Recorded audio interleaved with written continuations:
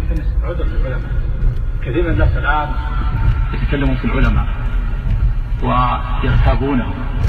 هذا من الصائب من البلاء. حتى قيل لي، سئلت مرة، حتى قيل إن بعض الناس يغتاب العلماء ويسبهم، وقال لي بعض الإخوان حتى في ناس يحضرون الدروس ويكفرون العلماء في هذا الباب، وأنهم يحضرون الدروس.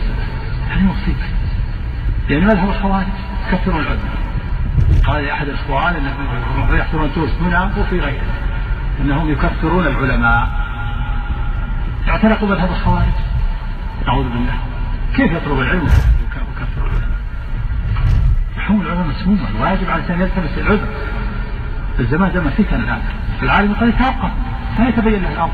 ابن مسعود قال توقف، مثل ما وجه السؤال. لو وجه سؤال قيل له إن عينني في أمر كذا، هل يجيبه ولا يجيبه؟ إن أجابه في إشكال، وإن لم يجب في إشكال، يتوقف. ومثل ما هو الحروب والفتن الآن في أشكال وفي التباس، أمور عظيمة قد يلتمس على العالم، على طلبة العلم وعلى كبار العلماء. عمر بن الخطاب رضي الله عنه كان يجمع العلماء الصحابة ويشاورهم في الأمر المشكل ويتوقف رضي الله عنه، والصديق يتوقف. فكيف بنا نحن الآن؟ كيف